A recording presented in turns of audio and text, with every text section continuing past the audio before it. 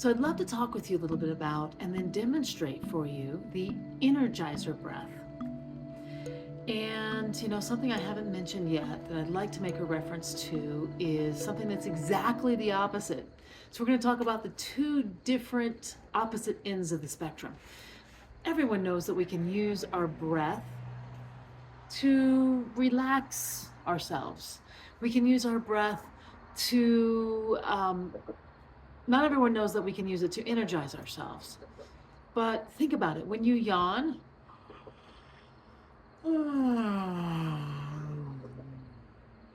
your body's actually looking for more oxygen. That's what a yawn is about. It's trying to keep you, remind you, hey, you're so tired, you're forgetting to breathe, basically. So it's a nice way to do that. And it's also a sign that's like, what's going on with my body right now? Maybe I need to rest. So anyway, the Energizer breath, we've already done the stress breaker breath, but the Energizer breath is something that you're going to be taking in air in a way that you're going to be oxygenating the body. I'm going to show that to you with some movements here pretty soon.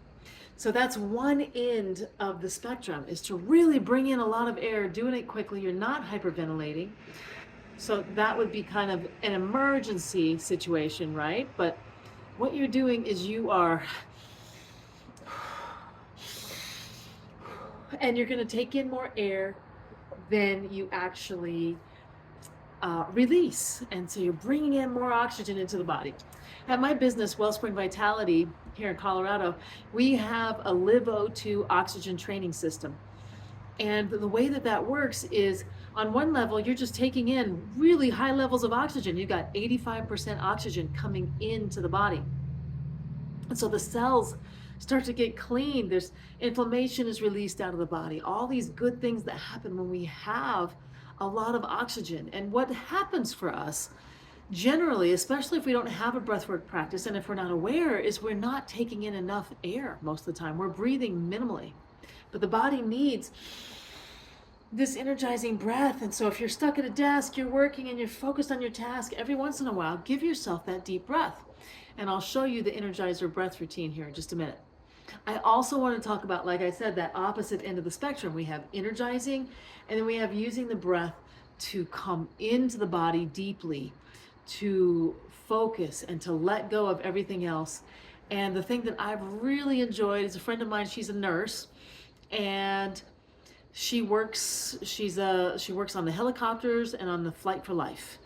And so that means she could be up for 14 to 16, sometimes 24 hours before she can actually get to rest.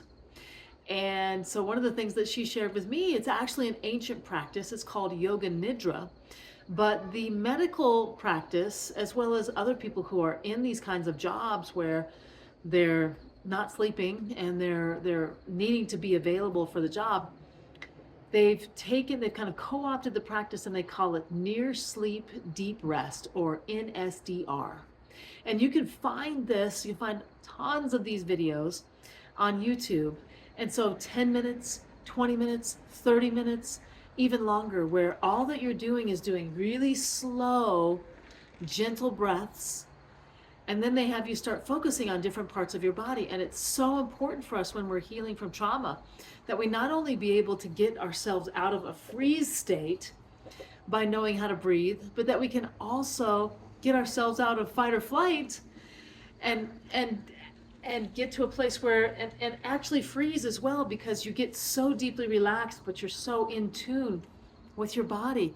You can feel more of your body. You feel your fingertips, the tips of your toes, deep into your spine, deep into your belly.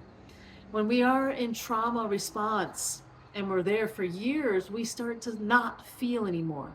And it's important that we learn how to feel. So check out this demo.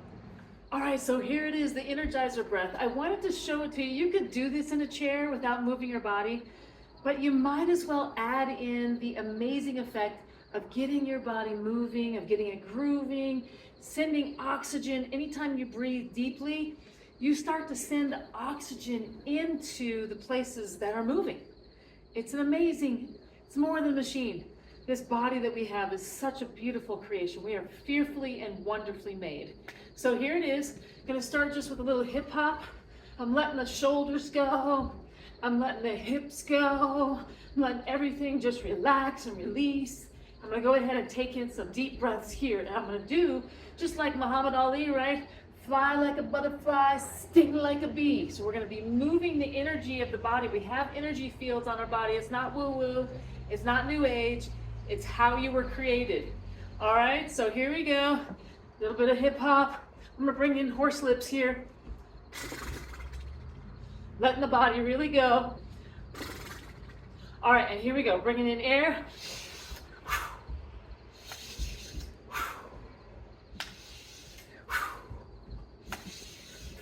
I'm bugging my eyes out. Trying to fill up every crevice with air.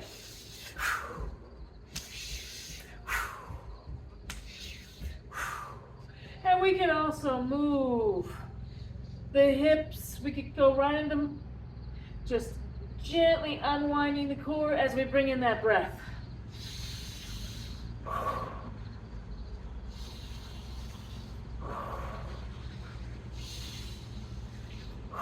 So many different ways to bring the Energizer breath into your life. That's just a few ideas. Enjoy, practice it. If you have any insights or things that you feel like you're gaining because you are moving into having a breathwork practice, let me know. I'd love to hear about it.